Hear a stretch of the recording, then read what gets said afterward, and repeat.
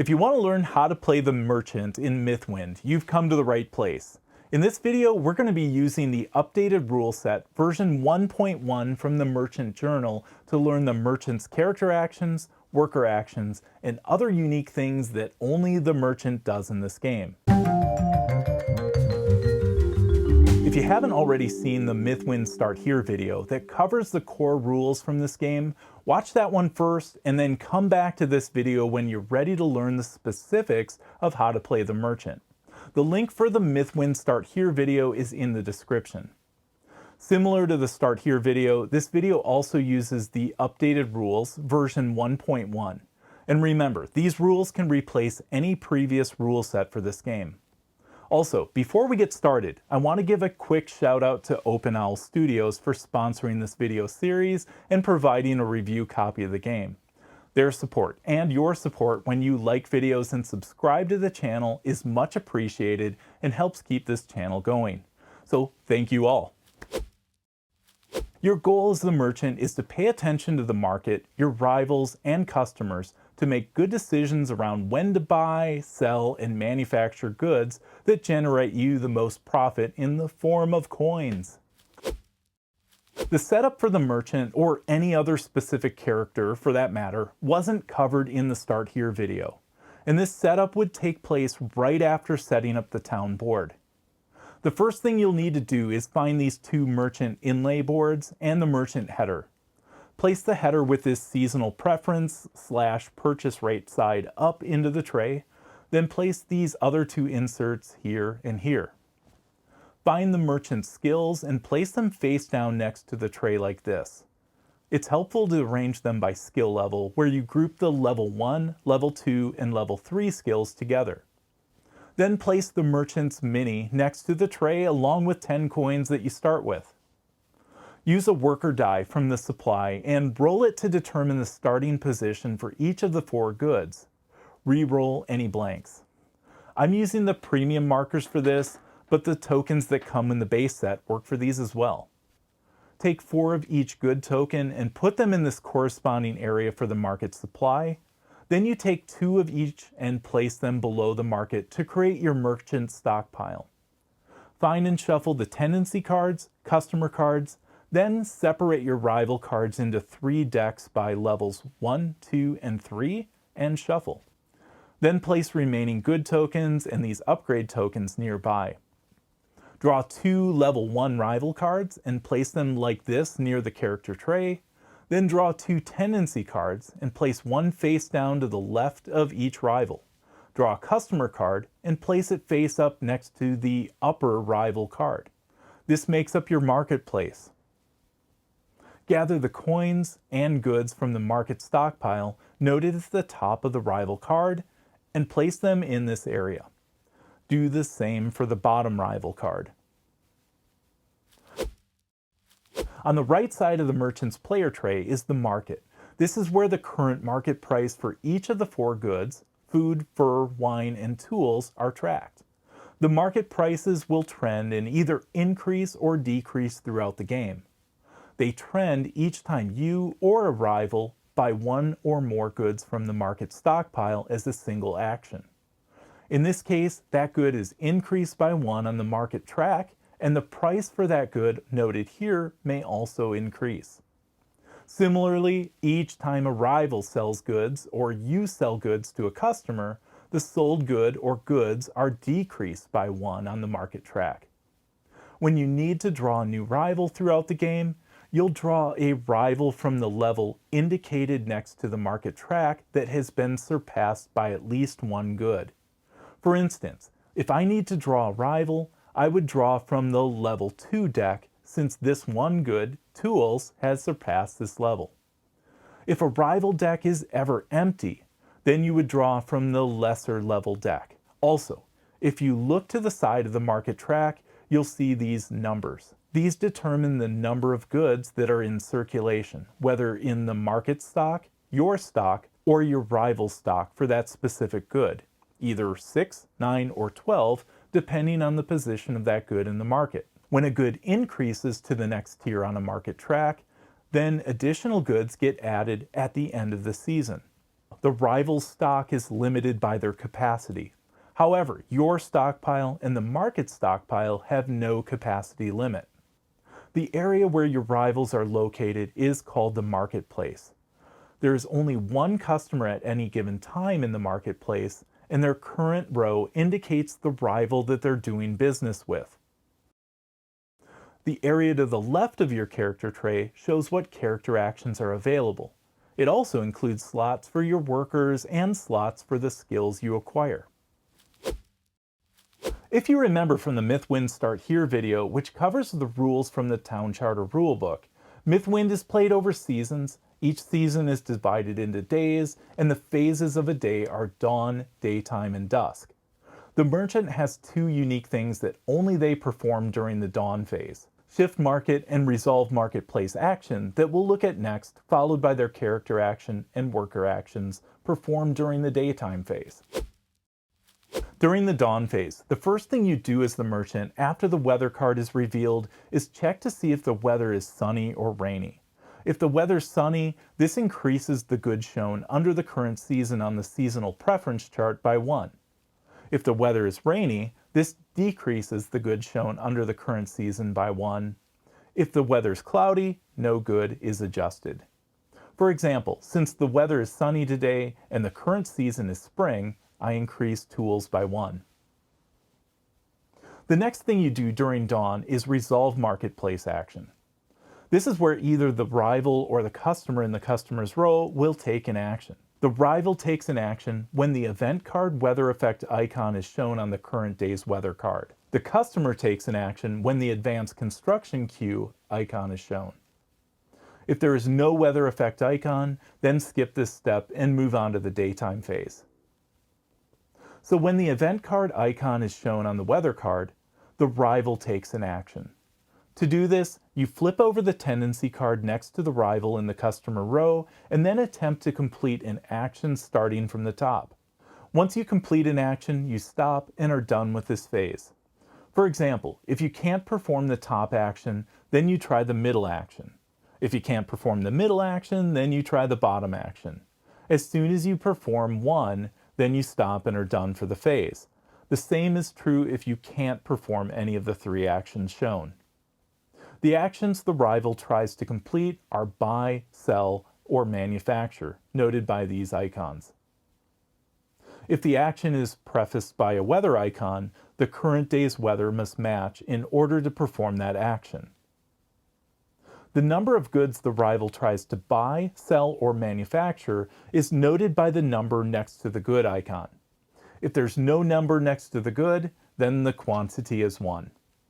If there is an infinity symbol next to the good, then the rival buys, sells, or manufactures as many as possible.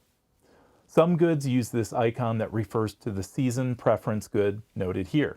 And the other icon you may encounter is the rival preference icon, which is indicated here on the rival card. To perform the buy action for the rival, you spend coins from the rival's card by placing them back in the supply to buy the quantity of goods shown on the tendency card at current market price from the market stockpile.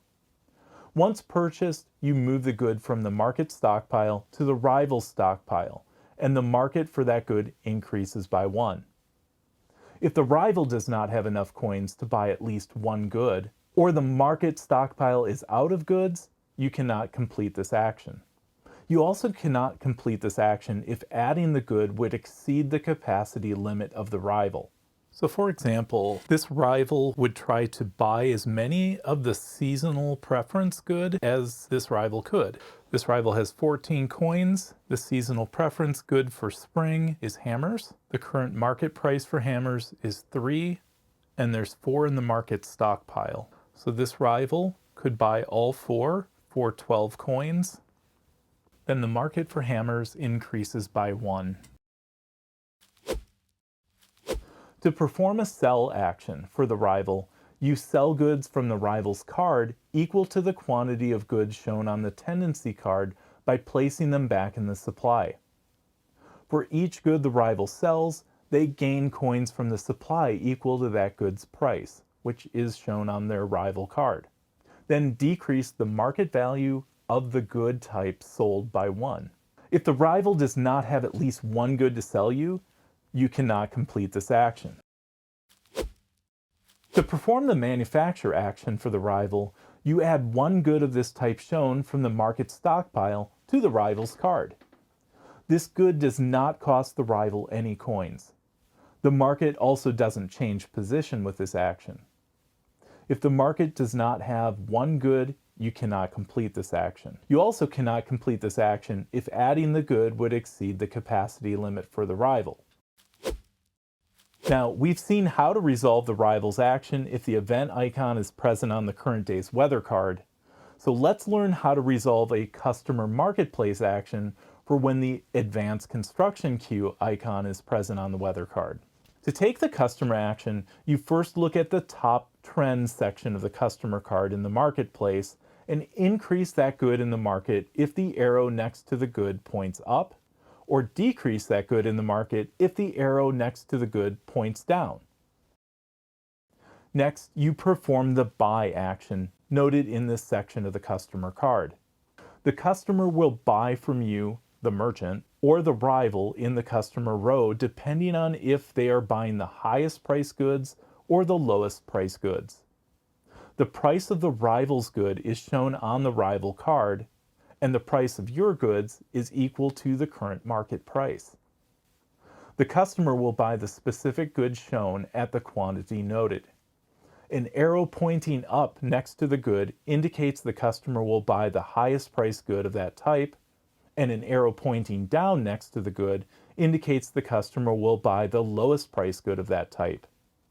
For example, this customer will buy 3 wine goods at the lowest price. To determine who has either the highest price or the lowest price, compare the market price with the sell price on the rival card in the customer row. The customer will buy from the one who has the price that fits their preference, and only if there is stock of that item. If the price for the good from you and your rival is equal, the customer will buy from the rival. If neither you nor your rival have inventory of the good they are buying, then the customer will try to buy from the other rival, not in the customer row, if they can. For example, if the customer is buying 3 wine goods at the lowest price, the customer will buy from you since the current market price for wine is 3 and the rival's sell price is 4. The customer will buy all 3 from you since you have them. When the customer buys from you, you take the goods from your stockpile and put them in the market stockpile. Then you collect coins from the supply equal to the market price for each good. So since you sold 3, you would collect 9 coins.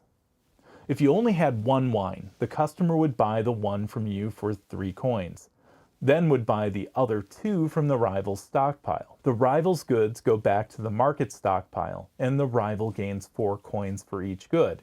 So a total of 8 get added to the rival's card. As a side note, if either you or the rival doesn't have enough goods to buy, the customer will look to the other rival to try to buy from them. After you take either the rival action or the customer action, you reset the marketplace. To do this, you discard the card that was used, either the tendency card if the rival took an action, or the customer if the customer took an action. You place the discarded card on the bottom of its respective deck. If you discarded a tendency card, then draw a new one and place it face down to replace the discarded one, then shuffle the tendency deck. If you discarded the customer card, then draw a new one, but place it next to the other rival, the one that was not in the customer row. Then shuffle the customer card deck. Alright, let's move to the daytime phase.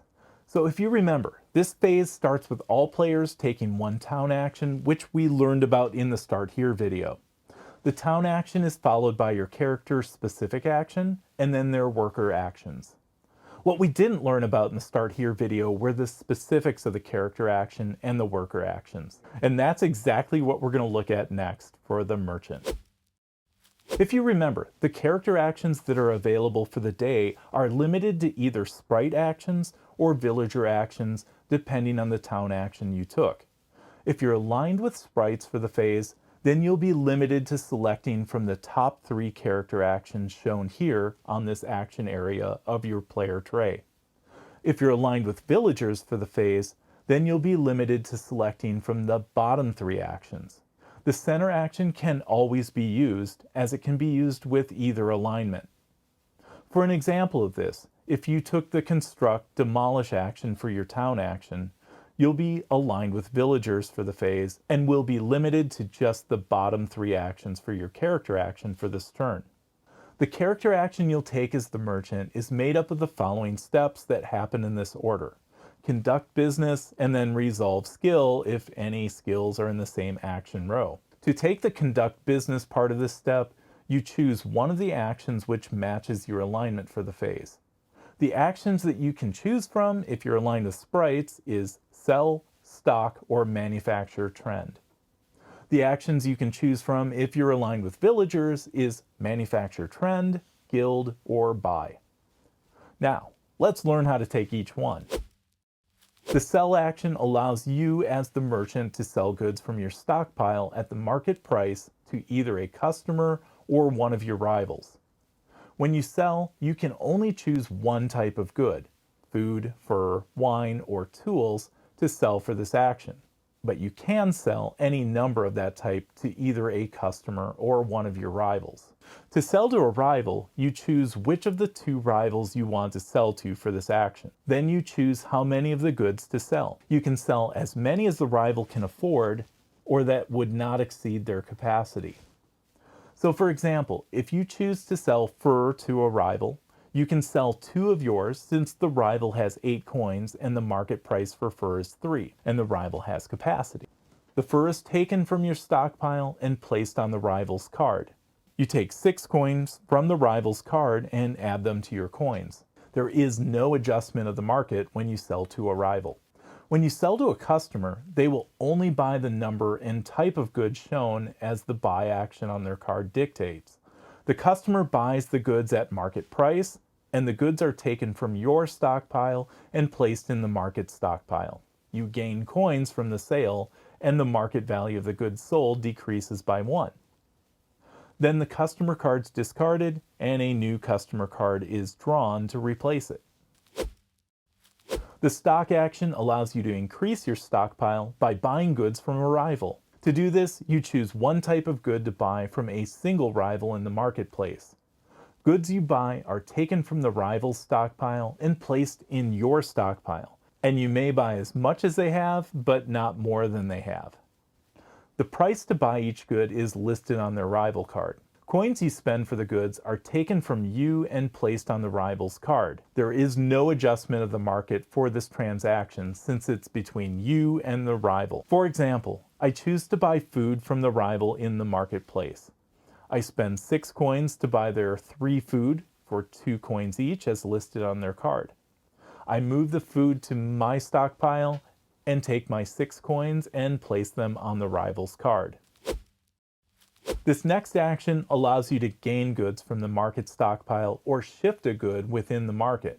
To do this, you choose to either manufacture or trend, then you can choose to upgrade the market. If you choose to manufacture, you take a single good token from the market stockpile and place it in your stockpile, gaining that token for free. Then you decrease the market value of that good by 1. If you choose to trend, you take a good token from your stockpile and place it in the market stockpile. Then you increase the market value of that good by 1. After you either manufacture or trend a good, you have the option to purchase and place one of 6 upgrade tokens on the market board. These upgrades allow the good token to skip over them when that good increases or decreases and causes greater market swings when there are good trends. 4 of these are standard upgrades that are specific to each good and can only be placed on that good's market track. The other 2 tokens are advanced upgrades that can be placed on any market track. The cost to place a standard upgrade token is 10 coins plus the coins shown to the left of the row where you want to place the upgrade. The slot must also be empty to place the upgrade token. For example, if I want to place the available food upgrade token in this empty slot, I would pay 14 coins, so 10 plus 4 for the row, and then place the upgrade. If you want to place an advanced upgrade, all 4 of the standard upgrades must already be placed. Then you pay 10 coins and an acquired rival card, which we haven't got to yet, but I'll explain that in the next action. Then you place the advanced upgrade in any empty slot. You also have the option to move an existing upgrade. The cost to do this is the same as it was to place the upgrade. After you pay the cost, you can move it to a location of your choice on the corresponding track for a standard upgrade or any other open space for an advanced upgrade. The guild action allows you to take over a rival's business, and when you take over a rival, you absorb all the rival's goods and remove that rival from the marketplace and gain that card that you can spend on an advanced upgrade we just spoke about, or use it to pay for one of your skills. To take over a rival, you first determine the rival's value by adding the value of their coins and all the goods in their stockpile using market pricing. For example, if a rival has 3 coins, 2 tools, market price 3, and 2 fur, market price 3, their value is 15. To buy them out, you will need to spend coins equal to twice the rival's total value and place them in the supply. In our example, the rival's value is 15, so you would need to spend 30 coins to buy them out.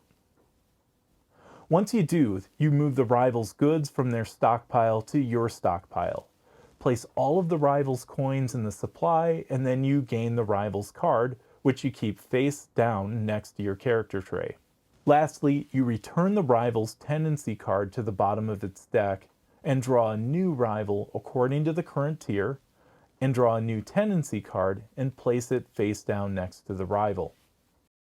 As a side note, when you spend an acquired rival card to purchase an advanced upgrade or skill, it gets placed on the bottom of the respective rival deck. The buy action allows you to purchase goods directly from the market stockpile. To do this, you choose one type of good to buy, food, fur, wine, or tools. Then you spend coins equal to the market price for each good of that type you buy, then move the good tokens from the market stockpile to your stockpile. After you buy your goods, you increase the market value of that good type by 1. So that's it for the conduct business part of the merchant's actions. Now, after you take the conduct business part of your action, you have the option to resolve any skill in the same row as the action you selected on your character tray. So after I take the guild action, I would also get to use the handshake deal skill in the same row as it. This skill allows me to purchase one good from a rival at market price. You don't start with a skill in any of the skill slots, but you may add skills by taking the use a building action at the longhouse, or you may gain a skill with some other game effects. I'll talk more about skills later in the video. So with that said, that's how you take your character action with the merchant. After the character action, then you take your worker actions. The number of worker actions you're allowed to take is limited by the number of workers you have in your dice well in your character tray. You can use all of your workers on a turn, however, worker-specific alignment limits what they can do. For instance, a blue sprite worker is limited to taking only blue sprite worker actions, and an orange villager worker is limited to taking only orange villager actions. The exception is the manufacturer trend action in the middle of the board, and it can be used by either, just like it could for your character action. One more thing on workers. You can't stack worker dice in an action slot. Only one worker can occupy an action slot during worker actions. To use a hired worker, you take a die from your dice well, decrease the number of pips shown on it by 1, and then place it in a slot of your choice which aligns with the color of the worker. Then you take that action exactly the same way we did for the character action. Just note, workers do not get to use the skill associated with the row, if any exists there. So that covers your worker actions, and that is the end of our daytime phase.